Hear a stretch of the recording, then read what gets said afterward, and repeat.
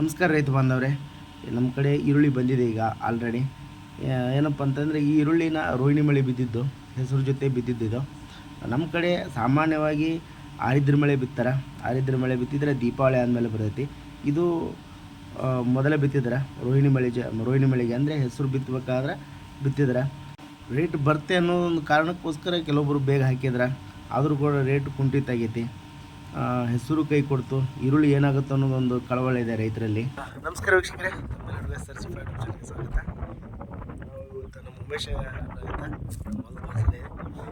ಉಳ್ಳಾಗಡ್ಡೆ ಹಾಕಿದ್ರೆ ಉಳ್ಳಾಗಡ್ಡೆ ಹಾಕಿ ತಿಂತಿದ್ರೆ ಹೇಗೆ ಉಮೇಶ, ಒಂದು ಪಿ ಸಿ ಉಳ್ಳಾಗಡ್ಡಿ ನಾವು ಮಾರ್ಕೆಟಿಗೆ ಕಳಿಸ್ಬೇಕಾದ್ರೆ ಎಷ್ಟು ಖರ್ಚು ಬರ್ತೈತಿ? ಇದು ಒಂದು ಪೀಸಿಗೆ ಏನಿಲ್ಲ ಅಂದ್ರೆ ಒಂದು 500 ರೂಪಾಯಿ ಖರ್ಚು ಬರ್ತೀರಿ. ಇದು ಒಂದು 500 ರೂಪಾಯಿ ಖರ್ಚು ಬರ್ತೈತಿ. ಒಂದು ಪೀಸಿಗೆ ಮಾರ್ಕೆಟ್ ಮಾಡ್ಬೇಕಾದ್ರೆ 500 ರೂಪಾಯಿ ಖರ್ಚು ಬರ್ತಾ. ಅಲ್ಲ, ಬಿತ್ತಿದ್ ನಿರ್ಕೊಂಡು ಮಾರ್ಕೆಟ್ ಹೇಳ್ಕೊಬೇಕಂದ್ರೆ 700-800 ರೂಪಾಯಿ ಬರ್ತಾ. 1,000 ರೂಪಾಯಿ ಟೋಟಲಿ. 1,000 ರೂಪಾಯಿ ಟೋಟಲ್. ಒಂದು ಪೀಸಿ ಬೆಂಗಳೂರು ಮುಟ್ಬೇಕಾದ್ರೆ ಬಿತ್ತಿದ್ದು ಹರಿಗಿದ್ದು ಕಸ ಕಡ್ಡಿ ಎಲ್ಲ ಬರ್ಬೇಕಂದ್ರೆ ನಮ್ಮ ಲೇಬರ್ ಪೇಮೆಂಟ್ ಬಿಟ್ಟು ಬರೀ ಅದು ಖರ್ಚು ಮಾಡಿದ ಮಾತ್ರ ಎಷ್ಟು ಬರ್ತೈತಿ? 700-800 ರೂಪಾಯಿ ಬರ್ತೈತಿ. ನಮ್ಮ ಲೇಬರ್ ಹುಡ್ಕೊಂಡ್ರೆ ಒಂದು ಪೀಸಿಗೆ ಏನಂದ್ರೆ ಒಂದು 1,200 ರೂಪಾಯಿ 1,200 ರೂಪಾಯಿವರೆಗೂ ಬೀಳ್ತೈತಿ. ಅಂತಂದ್ರೆ ಅಂತಂದ್ರಾಗ ರೇಟ್ ಎಷ್ಟೈತೆ ಅಂದ್ರೆ ಈಗ ಒಂದು ಕ್ವಿಂಟಲಿಗೆ 1,500 ರೂಪಾಯಿ. 1,500 ರೂಪಾಯಿ ನಾವು ಆಗ ಫ್ರೀ ತೊಗೊಂಡು ಹೋಗಿ ಅವ್ರಿಗೆ ಕೊಟ್ಟು ಬರೋ ಲೆಕ್ಕ ಐತಿ.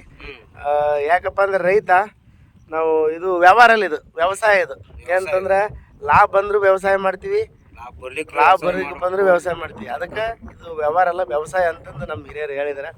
ನೋಡಿ, ಇಷ್ಟೆಲ್ಲ ಕಷ್ಟ ಇದ್ರು ಕೂಡ ಖುಷಿ ಇದಾನೆ ನಮ್ಮ ಉಮೇಶ್ ಅವರು. ಹೌದಲ್ರಿ? ಖುಷಿ ಹೆಂಗಿದ್ರು ನಮ್ಮ ನೋಡಿ ಹೆಸರು ಕೈ ಕೊಟ್ಟು ಹೋಯ್ತು ರೈತರಿಗೆ. ಯಾವಾಗ ಖುಷಿನೇ ಇದ್ವಿ, ಅದಲ್ಲ ಇವಾಗ ಖುಷಿನ ಇದೀವಿ. ಲಾಸ್ ಆಗೈತಿ ಅಂತ ಹತ್ಕೊಂತ ಕುಂತ್ರಿ ಯಾ ಗೌರ್ಮೆಂಟ್ ಕೊಡಲ್ಲ, ಯಾ ಕಾರ್ಮಿಕರು ಕೊಡಂಗಿಲ್ಲ.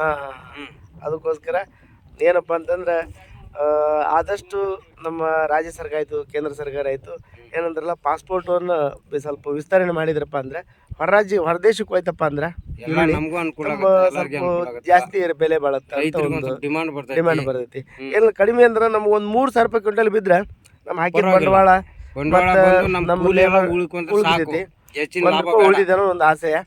ನೋಡೋಣ ರೈತ ಬಂದವ್ರೆ, ತಾವು ಕೂಡ ಆದಷ್ಟು ರೈತ ಬಂದವರು ಎಲ್ಲರಿಗೂ ಶೇರ್ ಮಾಡೋದ್ರಿಂದ ಗೊತ್ತಾಗುತ್ತೆ, ಅವ್ರಿಗೂ ಬೇರೆಯವ್ರಿಗೆ ಗೊತ್ತಾಗುತ್ತೆ. ಅವರು ಪಾಸ್ಪೋರ್ಟ್ ಸ್ವಲ್ಪ ವಿಸ್ತರಣೆ ಮಾಡ್ತಾರೆ ಅಂತ ಹೇಳ್ತಾ ಮತ್ತೆ ಮುಂದಿನ ಸಿಗೋಣ. ಎಲ್ಲರಿಗೂ ನಮಸ್ಕಾರ, ಧನ್ಯವಾದಗಳು.